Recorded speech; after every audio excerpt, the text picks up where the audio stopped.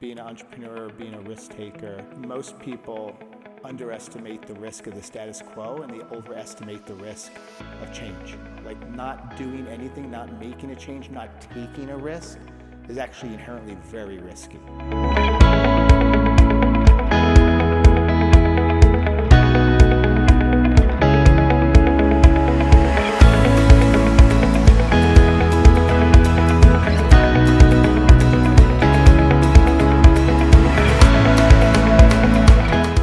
Conversation. Marc, thanks very much for spending some time with us. I know you're all over the place. Thanks, Phil. The important thing here is you're a disruptor to our industry. And how the hell did you decide to get into food with all the wonderful things you did before? Well, it's funny. When I was in high school, my mom of 3 kids, never exercised in her life, turned into a professional bodybuilder. Oh, wow. So I used to go to competitions when I was in high school, my mom, and it was pretty cool. She was super into nutrition and food, and so I was hyper-focused on food back at a young age, and just sort of, I don't know, I've carried that throughout my life. Sure. My first job was a busboy in a restaurant. There you go. I was kind of, yeah. Here we go. Yeah. One of 4 Americans, by the way. Always starting their business career there. That's awesome. So I just love food and spent my career in e-commerce. Of course. Doing diapers.com and jet.com. And I just saw people putting a premium on convenience. Yep. Food delivery was exploding around the world.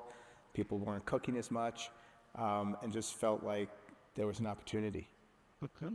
So you saw the ability to disrupt then early was it delivery that kind of? And that was the first time? Yeah, I think that was the first hook is to think about how to vertically integrate the food delivery platform, to own both the restaurants and the platform to create a superior delivery experience. That was the initial. So after the successes with Jet, I'm assuming you were very close to Amazon and what they're doing, right? And then the Walmart piece with diapers, right? Tell us about the model and how you've envisioned it and how it works. I think we're all very curious with how you're pulling all these things together. Yeah, well, technology. We had the advantage of seeing people come before us with ghost kitchens and things, and saw some of the issues that they were having, and felt like the only way to really do it was to completely vertically integrate. So to actually own the restaurants, to actually own all the tech and build all the tech, and then to own the platform, the app, and the delivery experience. So end to end, which was obviously a very expensive undertaking. Sure. The other thing that we learned was with these ghost kitchens was that the labor and the waste was very high when they tried to stuff multiple restaurants in a single kitchen. So we spent literally hundreds of millions of dollars over a 6-year period figuring out how do we systematize the cooking of what is now 560 meals across 30 different restaurants in a 2,800 square foot kitchen. So that was really the invention of Wonder, how we systematized and made consistent high quality food across so many different cuisines. So we're talking a high-end steakhouse, Jose Andres, a Michelin-starred Middle Eastern, burgers, barbecue, fried chicken, Chinese, Mexican, Italian, Thai, all that in the same kitchen. And they're not separate restaurants. During off-peak hours, we could run the entire kitchen with 3 people. So it's sort of systematized in the sense that it's all electric. There's only 2 pieces of cooking equipment. There's no hoods, there's no gas, there's no flames. Everything's systematized, almost like a micro-fulfillment center in the sense that, and the food's fresh and it's cooked to order. So that's important. People think we're just taking meals and heating them up. We're actually finishing it. So we'll take a sous vide steak, and we're able to cook that in 6 minutes to perfect temp every time. At the store? At the location. Where the customers put it on a conveyor, it sends down the conveyor, it gets finished, back on the conveyor, out to the expo area, and the expo area is somewhat automated. It scans the item and tells the person what cubby to put it in. And so they turn around, put it in the cubby, and then when the cubby's filled, it says bag this cubby. So it's sort of, I think eventually we can move to full robotic automation at the expo area, but that's a little bit of a sense of what's happened in the kitchen. On the delivery side, we set a really tight delivery radius, so 6 minutes in the city and 12 minutes in the suburbs. So we don't batch order, so the food is, because we're cooking the food, we actually sequence the order so everything finishes cooking at roughly the same time, and we time it with the courier, so the courier is waiting, and we basically, the food doesn't sit in the kitchen and gets delivered in 12 minutes. So we're able to deliver the food hot, fast, accurate, on time, and really high quality. And of course, give people the ability to order from multiple restaurants in one delivery. So you could order, somebody in the family could order from Thai, steakhouse, pizza, and barbecue, and get it all delivered together fast. So Listening to this, is everybody getting what he just said? It sounds like a warehouse in the back that's fully automated, and you said 3 people? Off peak, obviously, Yes. many, like during peak time, we'll have 10 or 15 people in there. But this looks like a fast casual. On the outside, there's 10 to 12 seats. There's a pickup counter. About 50% of the orders are either sit down or pickup. So it's not a delivery only, about half of it's delivery. But the front of house may only be maybe 700 square feet with a 2,800 square foot kitchen in the back. But this is located right in the heart of where people live. It's not ghosty, it's not in some warehouse. It is a, sort of beautiful looking, fast casual location. We opened our first location 2 years ago exactly. It was February 2 years ago. We've got 40 locations open now, and we're opening 1 a week.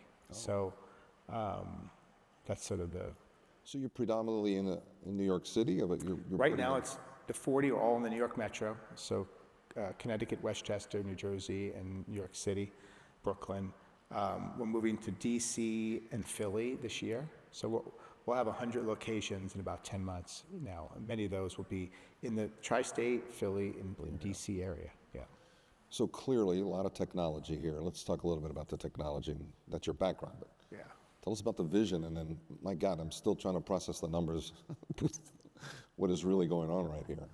Brick and mortar, of course, the acquisition with the delivery side of your business. Yeah, the bigger vision is we have these brick and mortar restaurants where we own these 30 restaurants, and we own the platform. So 90% of all of our orders come through our own platform, which is Super app you're building. which is important. So we're building Wonder into a super app where it's not just our first party restaurants, and that's why we bought GrubHub and bought Blue Apron. So we just recently added the full Blue Apron experience into the Wonder app because the customers are there to get a convenient meal, so it makes sense the same customer would also want convenient meal kits. One of the biggest problems with meal kits and why Blue Apron didn't perform as well as people expected was just the marketing expense was just so high. But if we're already paying to bring the customer in via Wonder, and the customer is essentially free, the actual marginal profit on selling a meal kit to a Wonder customer is very high. So it just flips it on its head there. And then with GrubHub, we bought GrubHub recently, Seamless and GrubHub, so that we could combine the delivery network because they do 200 million orders a year, deliveries a year. So that adds a lot of density for us to lower our delivery cost. So we're bringing that network together, we're bringing the tech stack together, but we'll keep the 2 separate front ends. We'll have GrubHub targeting a certain demo and then Wonder a different demo.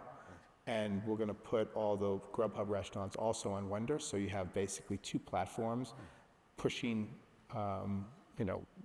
restaurants that are not first party, so that when customers come to either GrubHub or Wonder, they've got all the restaurants at their disposal too. So the consumer basically will have all these varieties of options. The food, the way they want to get it. First party, third party, Blue Apron, eventually grocery, reservations, all the ways in which people would consume food would be on the app. And then the bigger vision is to wrap this all together on an AI platform that we're building now, where customers would go through a health diagnostic review, understand people's health situation, allow them to set health goals, allow them to set a budget, and then move toward autonomous mealtime where you don't actually order food, breakfast, lunch, and dinner. The food comes to you automatically, consistent with your budget and your health goals. And also, obviously, the food that you love. And so there's a little bit of seeding the AI with food preferences, but then rating every meal 0 to 10, and then letting AI learn. And it basically eventually just becomes you. Like it knows the food that you want to eat better than you do.